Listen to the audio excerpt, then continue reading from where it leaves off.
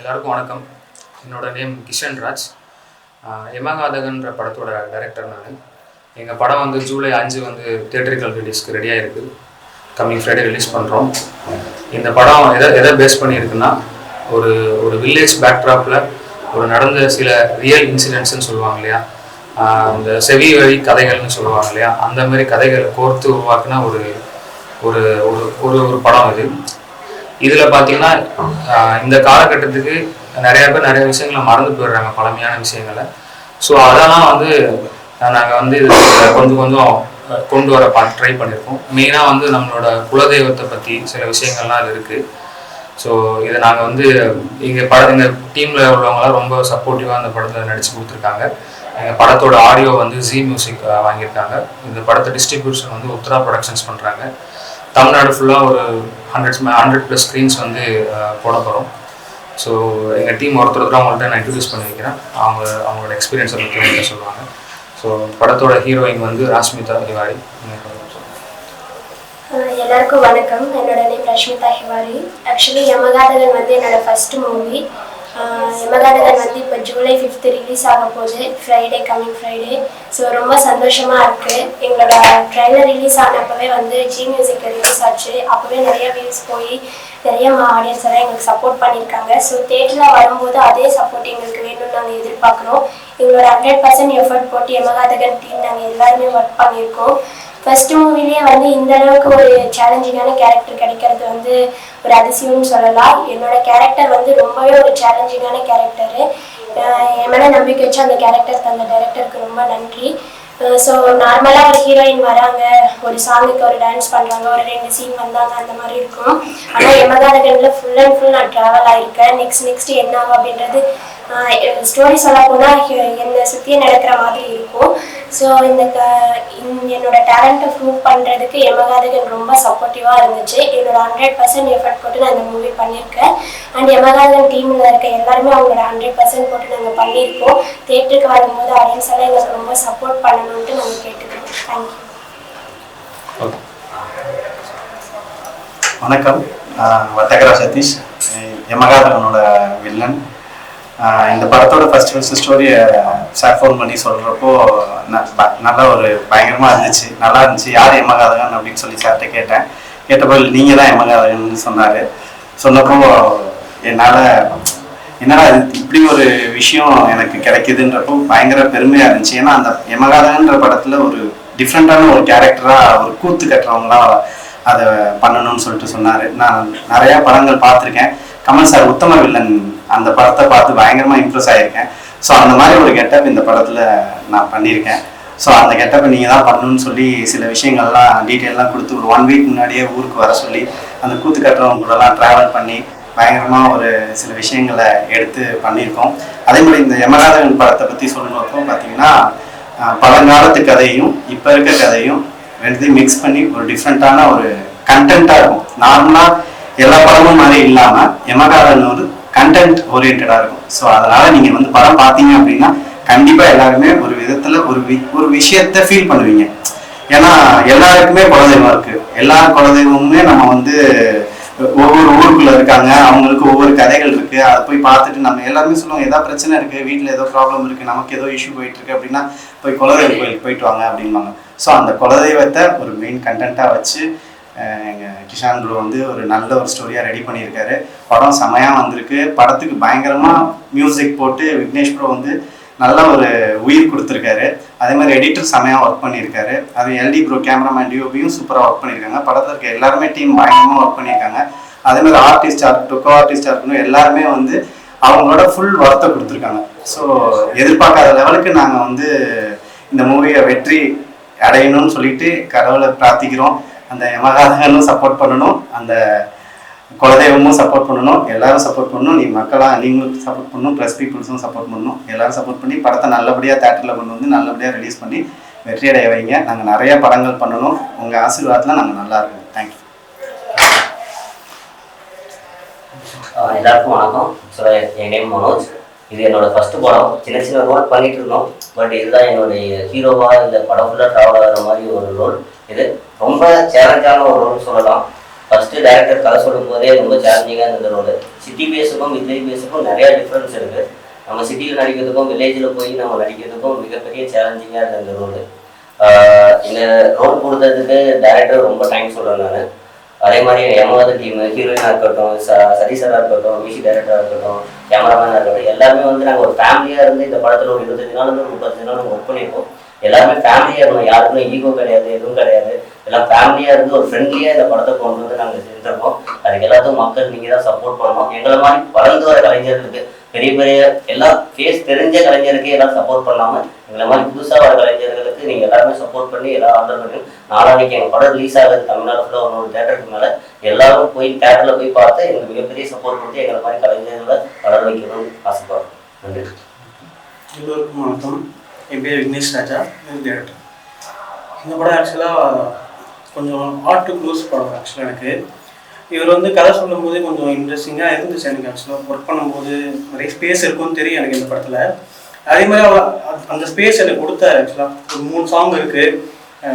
படத்துக்கான ஒரு கண்டென்ட்டாக தான் இருந்துச்சு. அது 3மே படத்தில் இருக்கணும் அந்த சாங் அப்படின்ற மாதிரி தான் இருந்துச்சு. எதுவுமே வெளியிருந்து இல்லை. ஸோ அதே மாதிரி பேக்ரவுண்ட் ஸ்கோருமே நல்லா வந்திருக்கு, சூப்பராக வந்திருக்கு. அதே மாதிரி டேரக்டரை பற்றி சொல்லணும்னா ரொம்ப சப்போர்ட்டிவாக இருந்தார் படம் ஃபுல்லாக. இவரும் அப்படிதான் ரொம்ப இதுவாக இருந்தார். ஸோ படம் நல்லா வந்திருக்கு, எல்லாரும் தேட்டரில் போய் பாருங்க. எமகாதகன்னா வந்து நார்மலாக வந்து கிராமத்தில் வந்து ஒரு டாஸ்க்கை முடிக்கிறவங்க, ஒரு மாதிரி ரொம்ப நாட்டியாக இருக்கிறவங்க, அந்த மாதிரி கேரக்டர் பேர் தான் எமகாதகன்னு சொல்லுவோம். சும்மா ஒரு ஃபன்னாக சொல்கிற ஒரு இதுதான். பட் இதில் வந்து நாங்கள் அந்த படத்தோட வில்லன் கேரக்டர் வந்து எமகாதகன்னு வச்சுருக்கோம். ஏன்னா அவர் தான் அந்த படமே ஃபுல்லாக அவரை சுற்றி தான் நடந்துட்டு இருக்கும். ஸோ அதனால எமகாதகன் வச்சுருக்கோம் சார். டைட்டில் வந்து ஒரு காரியத்தில் கண்ணா இருப்பாங்க. ஆமாம் அப்படின்ற மாதிரி தான். ஆமாம் ஆமாம். ஆனால் வந்து நீங்கள் வந்து மலைவாழ் மக்கள் அவங்களுடைய இது பேஸ் பண்ணி தான் நீங்கள் வச்சுருக்கீங்க. இல்ல, மலைவாழ் மக்களுக்கு இதுக்கும் சம்பந்தம் கிடையாது. அது இது நடக்கிற கதை நடக்கிற இடம் வேற ஏரியா, மலை பக்கமே நாங்க போல. இது நார்மல் ஒரு ஊர்லயும் ஒரு விஷயங்கள் நிறைய கட்டுக்கதைகள்லாம் சொல்லுவாங்க இல்லையா. ஸோ அது உண்மையா போயா நமக்கு தெரியாது. ஸோ அதை நாங்க எடுத்து இன்ட்ரெஸ்டிங்கா ஒரு ஸ்கிரீன் பிளே பண்ணியிருக்கோம். இல்ல சார், இது ஃபுல் அண்ட் ஃபுல் உண்மை கிடையாது. ஒரு புனையப்பட்ட ஒரு கதை தான் சார், ஃபிக்ஷன் தான். இல்ல சார், அது நமக்கு வந்து ஸ்கேலிங் பட்ஜெட்லாம் ஒன்று இருக்கு இல்லையா, நிறைய ஸ்கிரிப்ட்ஸ் இருக்கு. பட் இது இந்த டைம்ல கரெக்டா அமைஞ்சதால இது பண்ணோம்.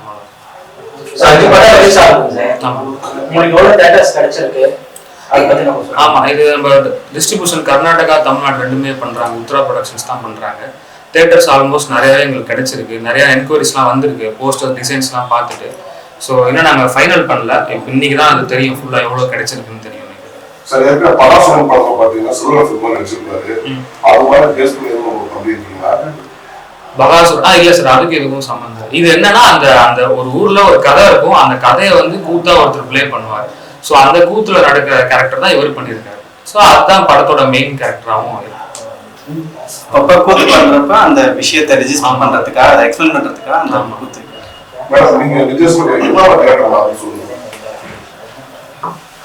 அது மூவி ரிலீஸ் ஆகிறதுக்கு முன்னாடி அது அந்த அளவுக்கு ரிவீல் பண்ணலாமான்னு தெரியல. ஸோ வந்துட்டு ஒரு மேரேஜ் ஆன உடனே வந்து ஒரு சின்ன வயசுலேயே ஒரு ஹஸ்பண்ட் இறக்குறோம்னா அந்த பொண்ணுக்கு என்ன ஃபீலிங் இருக்குமோ அது ஃபுல் அண்ட் ஃபுல் நான் பண்ணியிருக்கேன். நெக்ஸ்ட் அந்த ஊரை விட்டு போகலாம் அப்படின்ற டைமிங்கில் எனக்கு வேற ஒரு தாட் வந்து நான் அதே ஊரில் ஸ்டே பண்ணி அந்த ஊரில் நடக்கிற விஷயங்கள் எல்லாம் கண்டுபிடிக்கிற மாதிரி இருக்கும். ஸோ வந்துட்டு இது ஃபுல்லா சொல்லக்கூடாது. சார், இந்த போஸ்டர்லாம் பார்க்கும்போது காந்தா மூவியோட அந்த சில லுக்ஸ் எல்லாம் அப்படியே இருக்கு. அதோட சாயல் அதெல்லாம் இருக்கும் சார். இல்லை சார், அப்படிலாம் இருக்கு. ஆனால் அது நார்மல் ஒரு ஊர் நடத்திங்கன்னா அந்த ஊருக்கு ஒரு ஹிஸ்ட்ரி இருக்கும் இல்லையா. அந்த மாதிரி ஒரு ஹிஸ்ட்ரி தான் இந்த படத்துல. ஒரு ஊர், அந்த ஊர்ல என்ன நடந்துச்சுன்றது தான் கான்டென்ட். பட் அதுக்கு இருக்கும் டோட்டலா டிஃப்ரென்ஸ். அது வேற மாதிரி தான் இருக்கும். இது நம்ம ஊர்ல நடந்த அந்த மாதிரி ஒரு கதையா இருக்கும். குலதெய்வத்தை பற்றி சொல்லியிருக்கேன். எப்படி இப்போ குலதெய்வம் அவங்க காப்பாற்றுற மாதிரி இருக்குமா இல்லை? ஆமாம் சார், ஆக்சுவலி மெயினாக வந்து நம்ம குலதெய்வத்தை எடுத்து பார்த்தீங்கன்னா அதுக்கு பின்னாடி பேக் ஸ்டோரி எடுத்து பார்த்தீங்கன்னா ஏதாவது ஒரு வெஞ்சன் ஸ்டோரியா, ஏதாவது கொடுமை பண்ண ஒரு கதையாக தான் மோஸ்ட்டாக இருந்திருக்கு.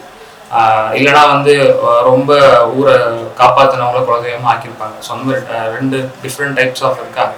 ஸோ நம்ம கதையில் எப்படின்னா இதுதான் கேர்ஸ் தான். ஒருத்தவங்களை பழி இது பண்ணுற மாதிரி பழி தூக்கி போட்டு இந்த மாதிரி பண்ணுற மாதிரி தான் கதை. அதனால அந்த ஊர் என்ன ஆச்சு, இப்போ அந்த ஊர் எப்படி இருக்கு, அதை பேஸ் பண்ணி தான் அப்படியே ஸ்டோரி ட்ராவல். உங்களோட ஃபர்ஸ்ட் படம்ல உங்களோட எக்ஸ்பீரியன்ஸ் எப்படி இருந்துச்சு? எக்ஸ்பீரியன்ஸ் மீன்ஸ் நார்மல் ஃபிலிம் எடுக்கணும்னு சொல்லிட்டு வந்தாச்சு. ஸோ அதுக்கு என்ன தேவையோ அதை வந்து ஃபஸ்ட்டு நம்ம கரெக்டாக இருக்கோமான்னு நம்ம முதல்ல செக் பண்ணிக்கணும். இதுக்கு முன்னாடி நான் நிறையா ஆட் ஃபிலிம்ஸ் ஷார்ட் ஃபிலிம்ஸ்லாம் எடுத்திருக்கேன். ஸோ அந்த எக்ஸ்பீரியன்ஸஸ் தான் இந்த படத்தை எடுத்தேன். பட் நான் இங்கே போகும்போது வந்து எனக்கு டிஃப்ரெண்ட்டான ஒரு எக்ஸ்பீரியன்ஸ் தான் கிடைச்சிது. ஏன்னா நான் ஒரு வில்லேஜில் ஃபுல் ஒரு சவுத் சைடு தான் போய் எடுத்தோம் படத்தை. ஸோ அங்கே போகிறப்ப எனக்கு ஈஸியாக இருந்துச்சு படம் எடுத்து முடிக்கிறதுக்கு. சிட்டியில் எடுக்கிறதுக்கும் வில்லேஜ்லேயும் ரொம்ப டிஃப்ரென்ஸ் இருந்துச்சு. ஏன்னா அந்த மக்கள்லாம் வந்து எங்களை அவங்க கூட ஒரு வீட்டில் சேர்த்துக்கிட்டு அவங்க கூட ஒரு ஃபேமிலி மெம்பர்ஸ் எங்கள் கூட ஒர்க் பண்ணாங்க, அவங்களும் ஒர்க் பண்ணாங்க. ஸோ அதனால் எனக்கு ஈஸியாக தான் இருந்துச்சு எடுத்து முடிக்க, எந்த ஒரு இதுவும் இல்லை. நல்லா போச்சு படம், நல்லா நான் எக்ஸ்பெக்ட் பண்ணுற அளவுக்கு நல்லா இருந்துச்சு. அதேமாதிரி மியூசிக் வந்து இந்த படத்துக்கு ரொம்ப ஒரு ப்ளஸ். ஆக்சுவலி நீங்கள் வந்து ஒரு பெரிய படம் எந்த லெவலுக்கு இருக்குமோ, சவுண்ட் எஃபெக்ட்ஸ், மியூசிக், சினிமாட்டோகிராஃபி எல்லாமே இதில் அப்படியே தான் இருக்கும். ஸோ வேலை தெரியாதவங்க செஞ்ச மாதிரி இருக்காது. ஸோ புதுசாக இருக்கிறவங்களாம் இவங்க பர்ஃபார்மன்ஸ் நல்லா இருக்குமா நல்லா இருக்காது அப்படின்லாம் இல்லை. நீங்கள் ஒன்ஸ் படம் பார்க்க ஆரம்பிச்சிட்டிங்க, ஒரு 10 மினிட்ஸ் வந்து இவங்கெல்லாம் புது முகங்கள், உங்களுக்கு பழகிறதுக்கு கொஞ்சம் டைம் எடுக்கும், பழக்கம் இல்லாத முகம். அப்புறமேட்டு நீங்கள் போக அந்த கதைக்குள்ளே போனால் உங்களுக்கு அந்த ஃபீல் போயிடும், சுத்தமாக இருக்காது. ஆமாம் சார், அது வந்து நாங்கள் டக்குன்னு இமிடியேட்டாக டேட்ஸ் ஃபிக்ஸ் பண்ணுற மாதிரி ஆயிடுச்சு. ஸோ அதனால கொஞ்சம் ஃபாஸ்ட்டாக பண்ண வேண்டிய சுச்சுவேஷன். அதை பிளான் பண்ணிட்டு இருக்கோம், டிஸ்ட்ரிபியூட்டர்கிட்ட பேசிட்டு இருக்கோம், கூடிய சீக்கிரம் அது சொல்றோம் சார். நான் வந்து பேசுறேன். இப்போ ஆக்சுவலாக பார்த்தீங்கன்னா நான் வத்தகரான்ற ஒரு மூவியோட ப்ரொடியூசரு. இப்போ எல்லா சின்ன படங்களுக்கும் பயங்கர தேட்டர் கிடைக்கிறது ரொம்ப கஷ்டமா இருக்கு. ஸோ அதுக்கு ஏதாவது சப்போர்ட் பண்ணாங்கன்னா நல்லா இருக்கும். எல்லாமே பார்த்தீங்கன்னா புது முகங்கள்ன்றாங்க, புது படம்ன்றாங்க, சின்ன படம்ன்றாங்க, லோ பட்ஜெட் மூவின்றாங்க. ரொம்ப ப்ரெஷராக இருக்குது. நாங்கள் ஆல்ரெடி 2-3 படத்தில் ட்ராவல் பண்ணேன். என் படத்துக்கு நான் ரொம்ப போராடி தான் ரிலீஸ் பண்ணேன், ரொம்ப கஷ்டப்பட்டோம். ஸோ அதனால லோ பட்ஜெட் மூவிக்கு கொஞ்சம் ப்ரிஃபரன்ஸ் கொடுத்து ஏதாவது ஒரு சப்போர்ட் பண்ணி அதுக்கெல்லாம் கொஞ்சம் சப்போர்ட் பண்ணி, ஏன்னா நிறைய படம் இருக்குது அப்படின்னா எல்லாரும் பெரிய ஆக்டரை வச்சு எடுக்க போயிடுறாங்க. எங்களை மாதிரி நாங்கள் வந்து திறமை இருக்குது எங்களுக்கு, நீங்கள் படம் பார்த்துட்டு சொல்லுங்கள். ரொம்ப கஷ்டப்பட்டு வளர்ந்துட்டு இருக்கோம். ஒரு விஷயத்துக்கு போராடி ஜெயிக்கணும்னு சொல்லி போராடி ஒரு நடிகர் ஆகணுன்றதுக்காக நம்ம போராடி எங்களோட சில வெளியிலேருந்து எங்களால் வர முடியலன்றதுனால எங்களோட பணத்தையே நாங்கள் ரொம்ப உழைச்சி சம்பாதிச்ச பணத்தையே போட்டு கஷ்டப்பட்டு படத்தை எடுத்து வெளியே கொண்டு வந்து கொஞ்சம் பெரியவங்களாம் பார்க்கணும், பெரிய ஆக்டர்ஸ்லாம் பார்க்கணும், டேரக்டர்லாம் பார்க்கணும், அப்போ நமக்கு வாய்ப்பு கிடைக்குன்றதுக்காக நம்ம போராடி இந்த இடத்துக்கு கொண்டு வரோம். பட் அங்கே வந்து கொண்டு வந்தோம், அந்த இடத்துல இருந்து வெளியில கொண்டு போகிறதுக்கு எங்களால் முடியல. ரொம்ப கஷ்டமா இருக்கு, அவ்வளோ கஷ்டப்பட்டுட்டு இருக்கோம். அதுக்கு மட்டும் ஏதாவது சப்போர்ட் பண்ணுங்க, பெரியவங்கலாம் பார்த்து சப்போர்ட் பண்ணி ஏதாவது ஒரு ப்ராடக்ட் வந்து நம்ம எது பண்ணாலுமே அது மார்க்கெட்டுக்கு வந்தாதான் அது நல்ல ப்ராடக்ட் நல்லா தான் தெரியும். ஆனா எங்களுக்கு வெளியே ஆமா சார், எல்லா படமே நம்ம ப்ரொமோஷன்ஸ் அந்த அளவுக்கு பண்ண முடியாது சார். நம்ம பட்ஜெட்னு ஒன்று இருக்கு இல்லையா சார். இப்போ ஒரு பெரிய படத்தை கம்பேர் பண்றப்போ நாங்க அதுக்கும் நிறைய ஸ்கேலிங் டிஃபரன்ஸ் நிறைய இருந்தும் நாங்க பண்ணிட்டு தான் இருக்கோம். எங்களால் எவ்வளவு பண்ண முடியுமோ அதை நாங்க பண்ணிட்டு தான் இருக்கோம். ரொம்ப கஷ்டமா வேர்ட் ஆஃப் மவுத் தான். நாங்க அந்த ஆடியன்ஸ் கிட்ட தான் நாங்க அவங்களுக்காக தான் நாங்க அவங்க என்ன சொல்லுவாங்க அப்படின்றத எக்ஸ்பெக்ட் பண்ணிட்டு இருக்கோம். நீங்க இதை நல்லபடியா கொண்டு போய் எங்களுக்காக சப்போர்ட் பண்ணி கொஞ்சம் சொன்னீங்கன்னா அவங்க போய் பார்ப்பாங்க. பார்த்த பிறகு எங்களுக்குலாம் உங்க மூலியமா ஒரு லைஃப் கிடைச்சா எங்களுக்கு ரொம்ப சந்தோஷமா இருக்கும். இல்ல சார், இன்னும் எதுவும் அனுப்பல. அது இப்போ பேசிட்டு இருக்கோம். என்ன கரெக்டான எங்களுக்கு அந்த ஒரு இதுக்கு ஆனால் நாங்கள் பிடிக்கல. நாங்கள் ஃபர்ஸ்ட் ரிலீஸ் பண்ணிடலாம் படத்தை. ஏன்னா படம் எடுக்கிறது ரிலீஸ் பண்ணுறது தானே அப்படிங்கிறதுல ப்ரொடியூசர் வந்து இந்த படத்துக்கு சிங்கப்பூரில் இருக்கார் அவர். ஸோ அவர் வந்து ரிலீஸ் பண்ணிடலாம் அப்படின்னு சொன்னாலும் நாங்கள் அதில் ஸ்டார்ட் பண்ணுவோம். சார் ஆஃப்டர் ரிலீஸ் தான் பிளான் பண்ணலான்னு சொல்லியிருக்காங்க. ஆல்ரெடி பேசியிருக்கோம் 2 OTTல ரிலீஸ் பண்ணிட்டு வாங்க அப்படின்னு சொல்லியிருக்காங்க. படம் கமர்ஷியல் படமா இல்லாமல் ஒரு கண்டென்ட் ஓரியன்டாக இருக்கும். கண்டிப்பாக படம் வெற்றி அடையும். சப்போர்ட் எங்களுக்கு July 5 sir, Friday, coming Friday ஆகும் சார். தேங்க்யூ சார், ரொம்ப தேங்க்ஸ்.